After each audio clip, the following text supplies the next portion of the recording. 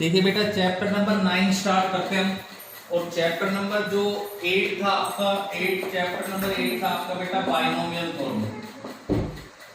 Binomial form को CBSE ने इस साल डिलीट कर दिया बेटा।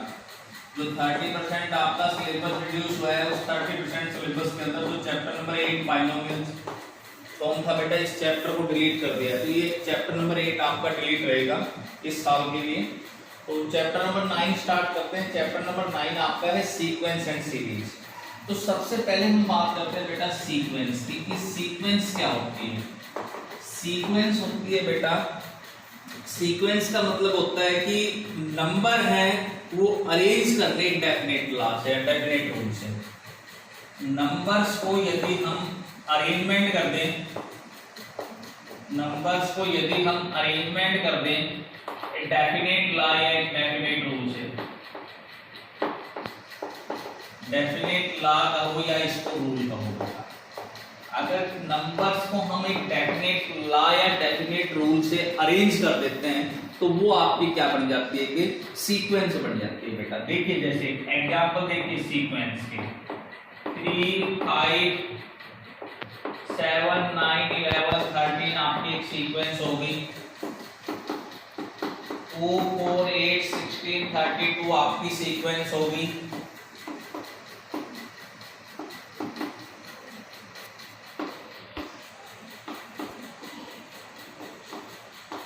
देखिए बेटा 2 3 5 8 12 17 आपकी एक सीक्वेंस होगी। यहाँ डिफरेंस आपका 1 का था, यहाँ 2 का डिफरेंस है, यहाँ 3 का है, यहाँ 4 का है, यहाँ 5 का है, अगला डिफरेंस 6 का आएगा तो ये 23 आएगी। इस प्रकार से अगर हम नंबर्स को एक डेफिनेट लॉ और डेफिनेट रूल से यदि अरेंज करके लिख दें तो उसको हम क्या कहेंगे बेटा, एक सीक्वेंस कहेंगे। अब सीक्वेंस आपकी दो टाइप्स की होती है, एक फाइनाइट सीक्वेंस होती है और एक होती है बेटा इनफाइनाइट सीक्वेंस। फाइनाइट सीक्वेंस और एक होती है इनफाइनाइट सीक्वेंस, ठीक है।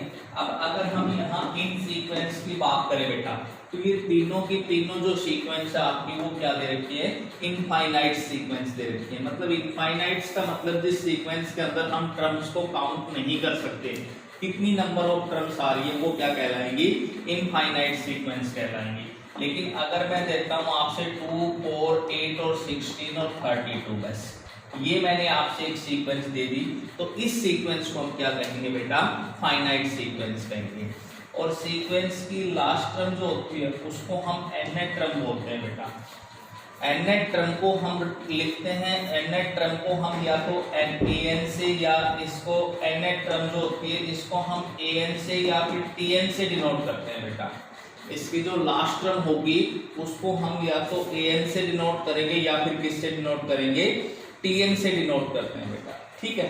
तो यहाँ देखिए इस सीक्वेंस की पहली टर्म जो है वो आपकी a1 है 2, इस सीक्वेंस की सेकंड टर्म a2 4 है, इस सीक्वेंस की थर्ड टर्म a3 8 है, फोर्थ टर्म आपकी 16 है और यहाँ फिफ्थ टर्म आपकी कितनी है बेटा, 32 है, ठीक है।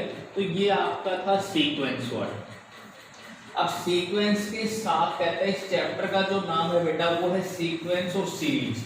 तो सीक्वेंस तो आपको पता चल गया कि नंबर्स को हम एक डेफिनेट ला से अरेंज करके लिखते हैं, एक डेफिनेट रूल से लिखते हैं, वो आपकी सीक्वेंस कहलाएगी। तो फिर सीरीज क्या होगी बेटा, जैसे आपने एक सीक्वेंस लिखी 3 5 7 9 11 एंड सो ऑन, ये आपने एक सीक्वेंस लिखी, तो कहता है कि उस सीक्वेंस को प्लस या माइनस इनसे अगर हम कनेक्ट कर देते हैं बेटा तो वो आपकी क्या बन जाती है कि सीरीज बन जाती है। जैसे 3 + 5 + 7 + 9 + 11 प्लस एंड सो ऑन, ये क्या कहलाएगी बेटा, आपकी एक सीरीज कहलाएगी। यानी डेफिनेट रूल से नंबर को अरेंज करके लिखना सीक्वेंस कहलाएगा। और इस सीक्वेंस को यदि हम कनेक्ट कर दें प्लस या माइनस सिंबल से पूरी को तो वो आपकी क्या कहलाएगी बेटा, सीरीज कहलाएगी। तो फर्स्ट जो एक्सरसाइज होगी बेटा उसमें हमें केवल बस सीक्वेंस की nth टर्म के बारे में फाइंड आउट करना है। जैसे यहाँ आपसे कह रहा है एक्सरसाइज 9.1 के अंदर right the next term of the following sequence. इस सीक्वेंस की हमें केवल नेक्स्ट टर्म बतानी है बेटा। जैसे 2 6 12 20, इसकी नेक्स्ट टर्म बताइए क्या है। ऐसी सीक्वेंस ये आपको बतानी है नेक्स्ट टर्म क्या है। तो यहाँ देखो आपके पास 4 का डिफरेंस था, यहाँ 6 का है बेटा, यहाँ 8 का है, तो 4 6 8 अब अगला कितना आएगा 10 का आएगा। तो ये सीक्वेंस क्या आएगी आपकी बेटा 30 आएगी। नेक्स्ट है 1 5 13 29, इससे नेक्स्ट बतानी क्या है। तो यहाँ देखिए डिफरेंस 4 का हो गया, यहाँ आपके पास हो गया 8 का, यहाँ आपके पास 16, तो ये आपके पास आ गया 4 2 जा 8, 8 2 जा 16 और 16 into 2 32 का डिफरेंस आएगा यहाँ आपके पास। तो ये आपके पास आएगी बेटा 61।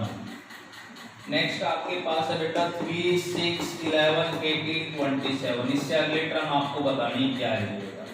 तो यहाँ 3 का, यहाँ 5 का, यहाँ 7 का, यहाँ 9 का, तो यहाँ 11 का डिफरेंस आएगा। तो ये क्या जाएगी बेटा 38 आ जाएगी। ठीक है, इस प्रकार से आपने इसकी सीक्वेंस फाइंड आउट करनी है। यदि मैं बात करूँ लास्ट पार्ट की, -1/1 +1/2 -1/6 +1/24, ये टर्म बताइए आप क्या है बेटा। तो देखिए ये टर्म क्या होगी बेटा आपके पास, यहाँ -1 है +1 है, -1 है +1 है, तो क्लियर हो गया यहाँ तो -1 आएगा बेटा। -1 +1 -1 +1 -1, क्योंकि अगर डिफरेंस देखोगे तो डिफरेंस तो डिफरेंट मिलेगा बेटा। तो डिफरेंस से तो सोल्व होगा ही नहीं, कभी आप डिफरेंस से करने लगो, सेकंड में से फर्स्ट घटाओ, थर्ड में से सेकंड घटाओ, इसमें से ये घटाओ, तो डिफरेंस तो इनका अलग मिलेगा आपको। तो ये सीक्वेंस कैसे बना रखी है उसने, वो बना रखी है -1 +1 -1 +1, तो फिर -1। अब देखो नीचे आपका पहला 1 है, फिर 2 है, फिर 6 है, फिर 24 है, इससे अगला बताना है। तो यहाँ है आपके पास 1 into 1, इन दोनों की मल्टीप्लाई 1, उससे अगले एक टर्म मल्टीप्लाई कर दी 2, यहाँ इन दोनों की मल्टीप्लाई 2 और उससे एक अगली टर्म मल्टीप्लाई कर दी 3, यहाँ इन दोनों की मल्टीप्लाई 6 हो गई बेटा, उससे एक अगले टर्म यहाँ 1 2 3, यहाँ 4 से कर दिया। ठीक है, तो देखना आप यहाँ 1 into 1 किया है उसने, यहाँ इन दोनों की मल्टीप्लाई जो पहली टर्म थी उसको उससे नेक्स्ट से मल्टीप्लाई कर दी, यहाँ इन दोनों की मल्टीप्लाई 2 थी, उसके नेक्स्ट टर्म से मल्टीप्लाई, यहाँ 1 से, यहाँ 2 से, यहाँ 3 से, यहाँ 4 से, तो यहाँ मल्टीप्लाई होगा 5 से।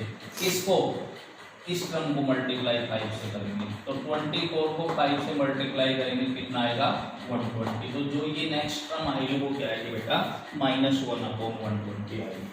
क्वेश्चन नंबर सेकंड में आपसे कहता है कि 4 टर्म बतानी है बेटा। जैसे an दे रखा है 3 की पावर n -1, इसकी 4 टर्म बतानी है, तो n को जब 1 रखोगे तो आएगा 3 की पावर 1 -1, 3 की पावर 0 1 हो जाएगा, 2 रखोगे तो 3 की पावर 2 -1, तो ये 3 की पावर 1 3 आएगा, n को 3 रखोगे तो 3 की पावर 3 -1, तो 3 की पावर 2 9 आएगा, 4 रखोगे तो 3 की पावर 4 -1, 3 की पावर 3 27 आएगी। इस प्रकार से आपने टर्म्स फाइंड आउट करनी है बेटा। ठीक है, इसका थर्ड पार्ट है an = -1 की power n into n²। n को अगर आप 1 रखोगे तो a1 आएगा -1 की 1 into 1 का स्क्वायर, तो -1 की 1 -1 into 1, तो आपका रिजल्ट आ गया -1।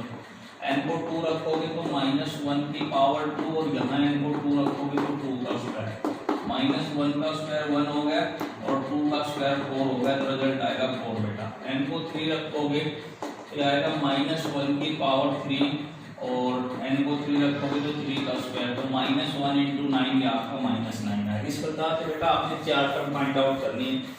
ठीक है, चौथे पार्ट में an है आपका 1 + -1 की पावर n अपॉन 2 into 2 की पावर n बेटा। n को 1 रखोगे तो a1 आएगा 1 + -1 की पावर n अपॉन 2 into 2 की पावर, n को 1 रखा है 2 की पावर 1, तो 1 -1 की पावर -1 अपॉन 2 into 2 की 1 2, 0/2 into 2, तो रिजल्ट आ गया बेटा 0।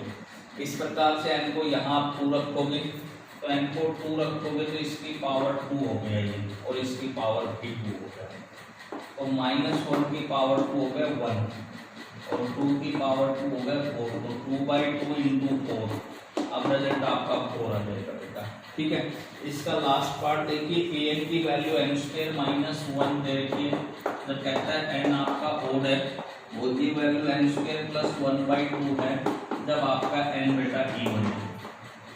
तो a1 निकालेंगे तो 1 जो है आपका ओड होता है बेटा, तो यहाँ रख दो आप a1 को, तो ये आएगा 1 का स्क्वायर -1, तो 1 - 1 0। a2 निकालोगे, 2 आपका इवन है तो इसमें रखेंगे बेटा 2 का स्क्वायर +1/2, तो 4 + 1/2, तो रिजल्ट आएगा 5/2। n को 3 रखेंगे तो 3 ओड था बेटा, ओड वाले में रखेंगे, क्या आएगा 3 का स्क्वायर -1, तो 9 - 1 8। इस प्रकार से आपने फाइंड आउट करनी है।